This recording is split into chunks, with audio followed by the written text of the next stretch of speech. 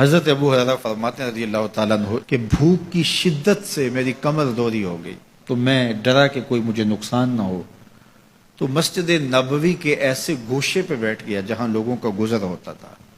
میرا خیال یہ تھا کہ کوئی شخص مجھے دیکھے گا اور دیکھ کر کے پہچان جائے گا کہ مسئلہ کیا ہے، لیکن جو بھی گزرتا سلام کر کے چلا جاتا، شاید اسے جلدی ہوتی، یا پھر ہستی پلکوں کے نیچے غم بھی پلتے ہیں، مگر کون دیکھتا ہے اتنی گہرائی میں۔ میں نے سوچا کہ ایک قدم اور آگے بڑھوں اور آنے والوں سے ہم کلام ہوں، جب میں ان سے بات کروں گا تو میرے لہجے سے وہ میری آواز کی شکستگی سے پہچان جائیں گے کہ میرا مسئلہ کیا ہے۔ تو کہتے ہیں حضرت عمر رضی اللہ تعالیٰ عنہ آئے، میں ان سے کوئی مسئلہ شرعیہ دریافت کیا، لیکن شاید انہیں بھی جلدی تھی، انہوں نے مسئلہ بتایا اور آگے بڑھ گئے۔ میں پریشان تھا کہ حضرت سیدنا صدیق اکبر رضی اللہ تعالیٰ عنہ آئے، میں نے ان سے بھی قرآنی آیت کے بارے میں سوال کیا، لیکن وہ بھی جلدی میں تھے اور انہوں نے بس آیت بتائی اور آگے گزر گئے۔ تو فرماتے ہیں کہ میں ایک عجیب کیفیت میں مبتلا بیٹھا تھا کہ ایک جانب سے روشنی اٹھی اور دل و قلب و نگاہ کا مرشد اولین آ گیا۔ تو کہتے ہیں حضور آ گئے، تو چونکہ میری عادت بنی ہوئی تھی کہ میں ہر آنے والے سے مسئلہ ہی پوچھ رہا تھا، تو میں نے حضور سے بھی مسئلہ پوچھ لیا۔ تو حضور نے میری جانب دیکھا اور پھر زیر لب مسکراتے ہوئے بولے، ابو ہریرہ بھوک لگی ہوئی ہے؟ میں نے کہا جی حضور مجھے بھوک لگی ہے۔ کہا میرے پیچھے آ جاؤ۔ حجرات اقدس کی قربت میں حضور پہنچے تو اہل خانہ کو آواز دی کچھ کھانے کے لیے ہے؟ تو انہوں نے کہا دودھ کا ایک پیالہ ہے۔ مجھے فرمانے لگے ابو ہریرہ وہ جو صفہ کے چبوترے پہ بیٹھے ہیں جاؤ ان کو بلا لاؤ۔ کہتے ہیں دودھ کا ایک پیالہ، اور مجھے تسکین ہوئی تھی لیکن 70 آدمی بیٹھے تھے وہاں۔ خیر حکم تھا، میں بلا لایا، میرے ہاتھ میں دودھ کا پیالہ دیا، کہا ابو ہریرہ دائیں سے شروع ہو جاؤ۔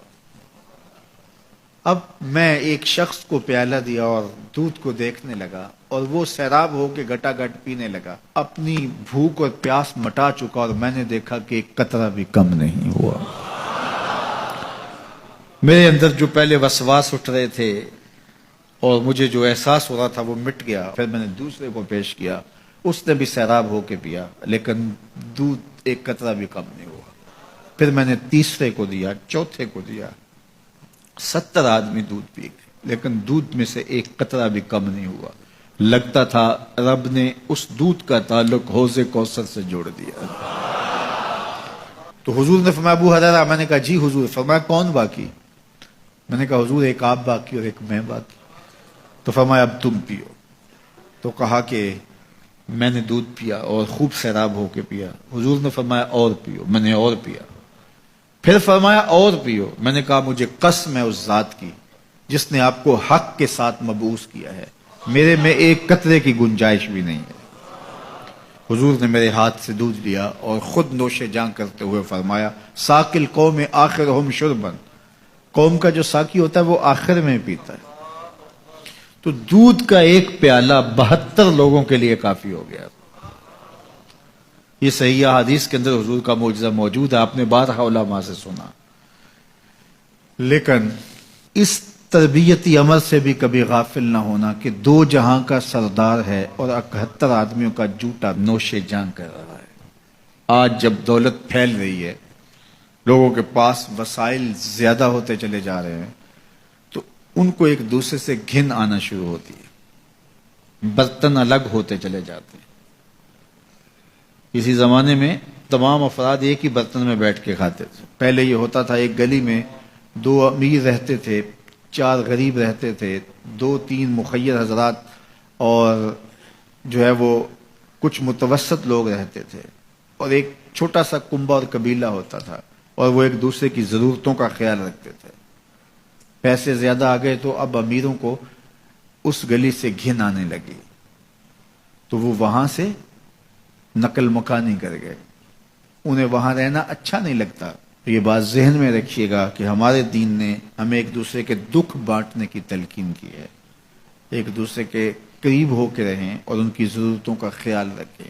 اپنی استطاعت کے مطابق کسی کی عزت نفس کو نقصان پہنچائے بغیر شہرت، ریا اور کسی اس طرح کی مرض کو اپنے قریب جو ہے وہ نہ آنے دیں، اور لوگوں کی اس مخفی انداز سے مدد کریں کہ ان کی ضروریات پوری ہوں۔ بلکہ میرے حضور نے ارشاد فرمایا، جس شخص نے صدقہ کیا اور اتنے مخفی انداز میں کیا کہ جو دائیں نے خرچ کیا بائیں کو خبر نہیں ہوئی، جب بائیں کو خبر نہیں ہوئی تو ہمسائے کو خبر کیسے ہوگی؟ لیکن یہاں تو 7 اخباروں میں خبر چھپتی ہے کہ فلاں صاحب نے فلاں غریب کی بیٹی کی شادی کی ہے۔ ذرا سوچ، اگر یہاں تیری بیٹی کھڑی ہوتی تو تیرا روح سخن کیا ہوتا؟ لوگوں کی غربت کا مذاق نہ اڑاؤ، لوگوں کے جذبات سے کھیلو نہ۔ اللہ نے اگر آپ کو کچھ عطا کیا ہے تو پھر لوگوں کی ضرورتوں کو پورا کرو،